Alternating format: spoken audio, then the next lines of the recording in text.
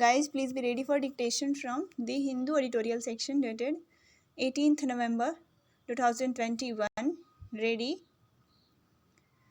The most obvious aspect of the functioning of the collegium system of judicial appointments and transfers is its opaqueness. Decisions that have no explanation or can only be explained in terms of one's own perception about the functioning of the judge affected by it have become quite common. In the latest instance, Chief Justice of the Madras High Court, Sanjeev Banerjee, has been abruptly transferred to head the Meghalaya High Court, the second such instance of the head of a court with a sanctioned complement of 75 judges being asked to take over a court with a strength of 4.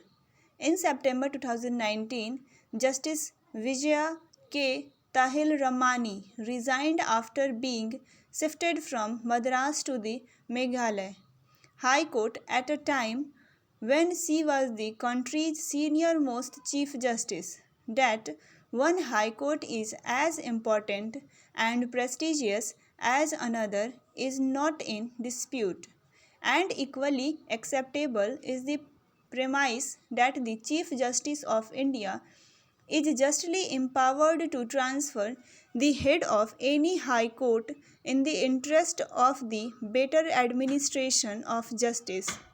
However, it is not clear why a senior Pushine judge in another high court and due for elevation could not be accommodated there. High Court Chief Justices also play an important role in identifying judicial talent for appointments and streamlining administrative functions. It would be reasonable to expect that a serving Chief Justice is given a tenure long enough in a High Court to discharge these functions effectively.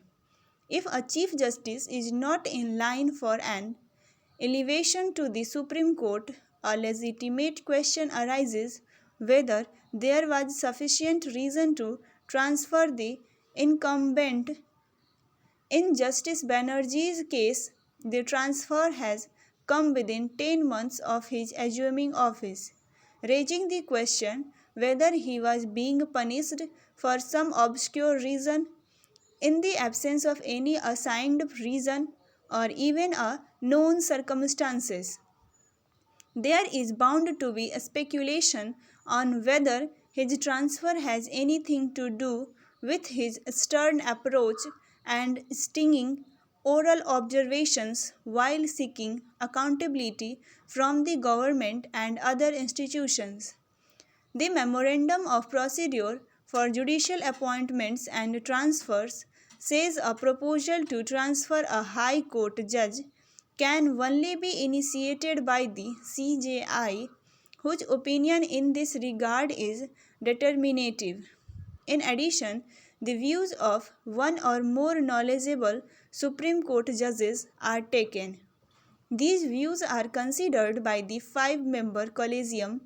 This system was put in place as a safeguard against arbitrary transfers at the instance of the executive. However, recent developments suggest that it may not be enough to dispel the impression that a transfer is not exactly based on administrative needs or related to performance. Why any concern relating to a Chief Justice's style of functioning or conduct should not have been quietly resolved by the CJI without resort to a drastic step such as transfer is not clear. Yet again, the flawed collegium system and its weaknesses are under adverse scrutiny. A familiar sequence of events unfolds in the national capital region before the advent of winter. The monsoon retreats, dries the air and the wind drops. The pollution from construction industry road transport, hitherto being masked through the air, becomes more visible. However, the period also coincides with a unique practice in northern India where farmers in Punjab, Haryana, and eastern Uttar Pradesh, in a bid to hurriedly clear their fields of rice straw to make space for wheat, set fire to the chaff. This long standing practice is now facing criticism because of its emerging link to Delhi's noxious air quality. The stubble smoke carries over into Delhi through long range wind transport. Finally, the third element during the season is Deepavali and the bursting of crackers.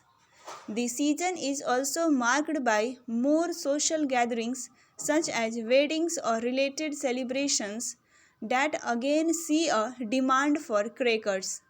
While there is an official ban on crackers, except so called green crackers that are not widely available, the additional smoke from all of these add to the bad air, spiking air quality meters into the very poor and severe categories.